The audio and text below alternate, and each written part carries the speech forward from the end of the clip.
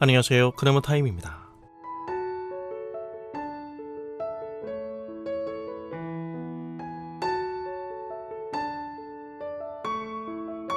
우리는 흔히 예수님께서 오셔서 구약의 율법을 폐하시고 신약으로 대표되는 은혜의 새 시대를 여셨다고 생각합니다. 그래서 오늘 은혜의 시대를 사는 우리는 율법과는 무관하다고 생각하죠. 하지만 예수님, 그분의 말씀에 귀를 기울여 보면 다릅니다. 그리고 더 나아가 예수 그리스도 안에서 우리가 요구받고 있는 율법의 차원은 부분이 아니라 완성의 차원임을 알게 됩니다. 성경에서 율법을 배경으로 하여 새 것이라고 말할 때 그것은 없던 다른 것을 새로이 만드는 것을 말하는 것이 아니라 이전의 것이 더욱 명확히 그 실체가 드러나는 것을 말하는 것입니다. 예수님께서는 이 땅에 오셔서 율법의 모든 것을 실현하시며 성취하셨습니다. 이것은 율법의 끝, 엔딩을 의미하는 것이 아닙니다. 오히려 율법을 통한 하나님의 뜻을 확인하고 굳건히 세워가는 것을 말합니다. 예수님의 지적에서도 잘 알 수 있듯이 사람들은 자신들에게 유리한 방식으로 율법을 해석하여 적용한 것을 알 수 있습니다. 그런 자신들의 사고를 붙들고 있었기에 예수님이 계시하신 하나님의 뜻을 이해할 수 없었던 것이죠. 율법을 그저 평면적으로 읽은 것입니다. 그러나 예수님께서는 자신이 율법의 온전한 성취를 위해 오셨음을 분명히 하십니다. 율법의 끝, 이제 완성으로서의 끝이 아니라 온전함으로서의 시작인 것입니다. 그러기에 이제부터는 요구되는 수준의 차원이 다른 것입니다. 어설픈 종교적 퍼포먼스로 쉽게 옮겨갈 수 있는 영역이 아닌 하나님의 백성으로서 매우 높은 수준의 인격과 삶을 요구받고 있는 것입니다. 예수님이 말씀하신 예를 하나 들어볼까요? 난 간음 안 했어가 다가 아니라 여자를 보고 음욕을 품는 자는 이미 그 마음에 간음한 자라고 하나님은 판결하신답니다. 여러분, 우리에게 요구되는 수준이 감이 오시나요? 모든 것을 다 봐주시는 친절한 하나님의 은혜로 모든 것을 다 퉁치며 마음대로 살라고 우리를 구원하신 것이 아닙니다.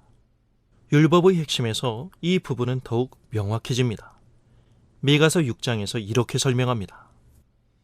사람아, 주께서 선한 것이 무엇임을 내게 보이셨나니 여호와께서 내게 구하시는 것은 오직 정의를 행하며 인자를 사랑하며 겸손하게 내 하나님과 함께 행하는 것이 아니냐.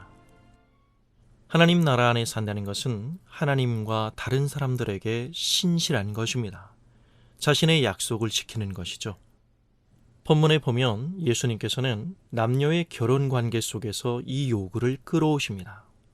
두 사람의 결혼 관계 속에서 이 의로움에 대한 요청을 하고 계신 것이죠.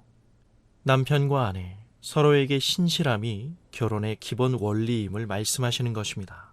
결혼은 하나님 앞에서의 남편과 아내 두 사람의 서약으로서 내 눈앞의 배우자에게 평생 신실하겠다고 하나님 앞에서 약속한 것입니다.